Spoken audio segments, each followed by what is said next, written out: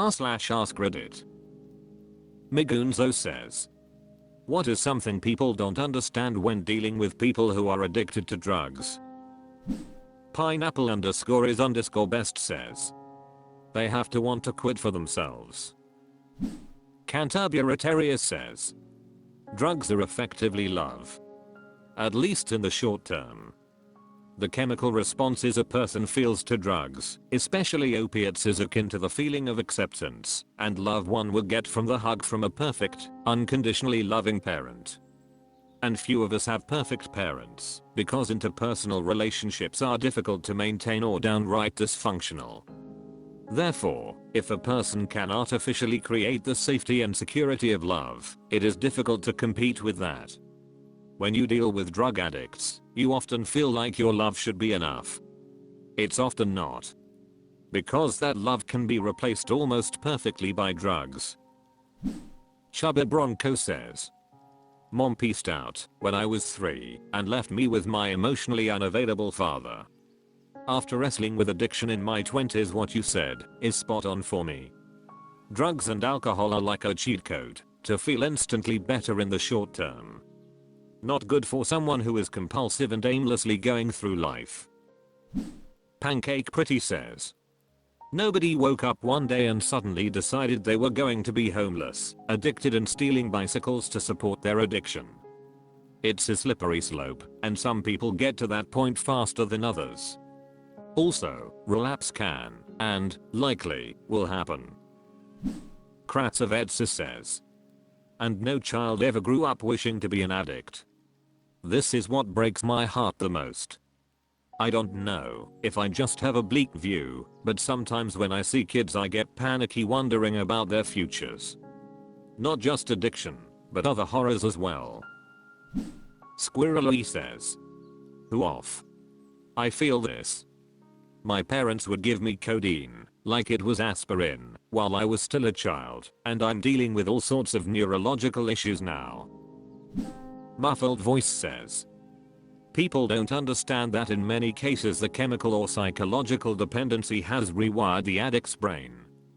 The person you knew before is changed, and his/her brain is now incapable of experiencing pleasure as a reward for doing healthy things like holding down a job, telling the truth, or being a functioning adult. Funi44 says, someone told me it's being a slave to your brain chemistry. Donk Zero Yote says, addictus was a Roman word for slave.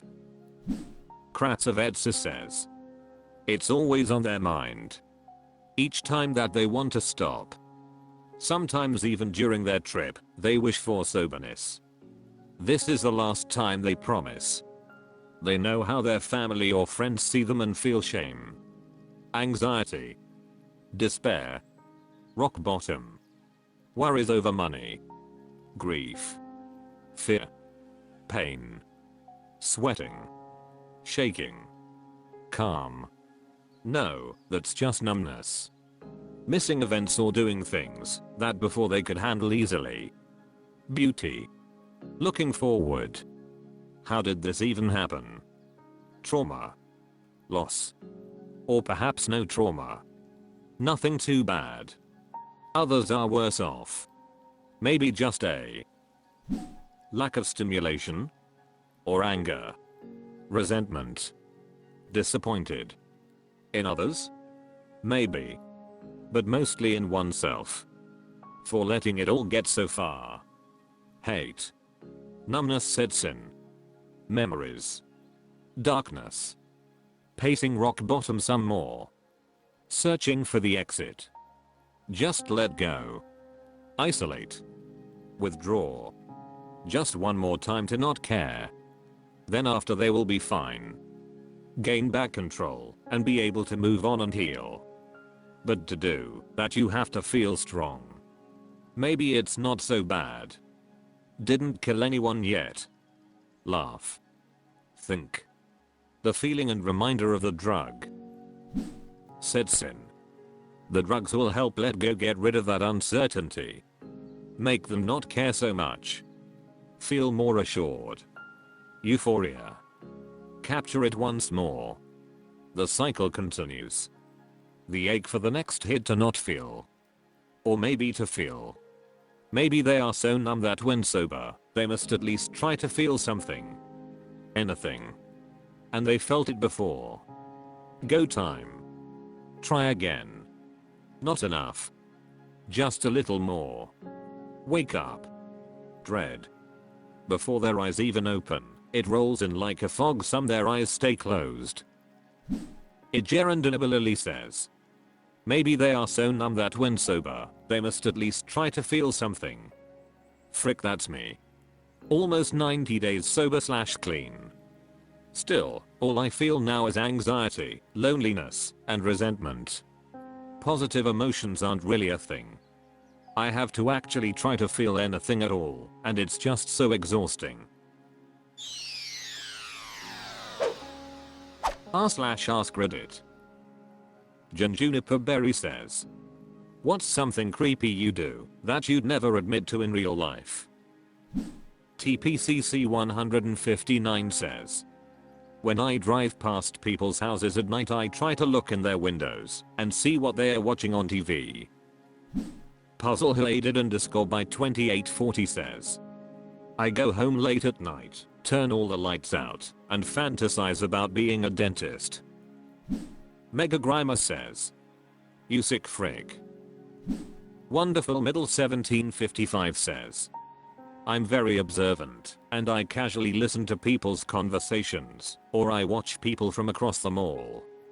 Just staring, wonder what kind of lives they lead. People fascinate me. Some Chimera guy says. I think there's elves in the trees counseling me to commit misdemeanors. Thoera Prospectus says.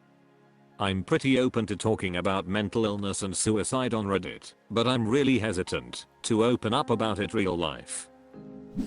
Incredibly_bad_name says. I stare at strangers across a busy room until they notice me. And then I keep staring. At first there is he looking at me? And then it turns to what's he looking at? And then they look away, and I get a little excited because I won. Awarapine 76436 says. Nice try, FBI. Theprimemonarchy says. I always keep visiting some friend's social media like continuous stalking. Sedor_2020 says. Talk to myself the whole time I'm out driving. No radio but rather just the sound of my own voice lol. Pull4 says. I tuck my wiener in between my thighs and dance. Flat Raccoon 9214 says. I like to smell my partner when she's not paying attention. Her aroma drives me nuts, and I can't get enough of her scent. PLS don't tell her. Juniper Berry says. Sometimes when I watch vlogs, I try to pull up the person's location on Google Maps using street and business signs in the background of their videos. Macabre_feedback says. Well, I can't speak for everyone, but some people might have the tendency to stare at strangers in public places without admitting it openly. It's important to respect other people's privacy and personal space, so it's best to avoid doing anything that could be considered creepy. Doomslayer7180 says. This has taught me that Redditors are really creepy. Cloud Daz says. Jerk off to my neighbors when they're in the backyard from my window. OK_Willow_3956 says. Fassa book stalk literally everyone I've ever met, and their spouses or former spouses etc. Not in like an especially creepy way, just see what they're up to, say hi and search them again in 3 months lol. Damn Screwed 23 says. I'm a good eavesdropper. Onla Crystal says. I look for photos or videos from crime scenes. The more brutal, the better. Joe_IRock says. I get random erections, like a 12-year-old, except I'm well past 50. Kiriyama-Zone67 says. I drive nude often. Cracked_Emerald says. I like seeing into people's houses. They are always different and always reflect a little microcosm of unique people and history. Fixker Life says, masturbating in public bathrooms. I love it. Akamasala says, sometimes we all need a little goon sesh, and not everybody's perfect. Rowena Iwa says, you almost got me to admit it. C4RL72 says, does anyone else masturbate every time they go on a sunbed? No. Me neither. Alert Appearance 362 says, I like to people watch, but sometime I will plan ahead and bring super glue and glue a quarter to the floor or ground. At some busy location. Find place to sit and watch people try and get that quarter. Jesus Phoenix 377 says, I sometimes eavesdrop on my classmates. Not like get invested in their conversations. Just learn about what kind of person they are, speaking mannerisms, and try to, in my head, describe them.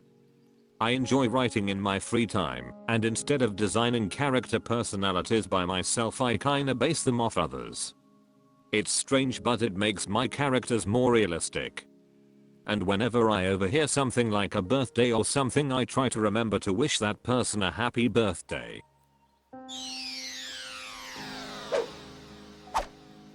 That's all for this video. Thank you for watching. Please subscribe.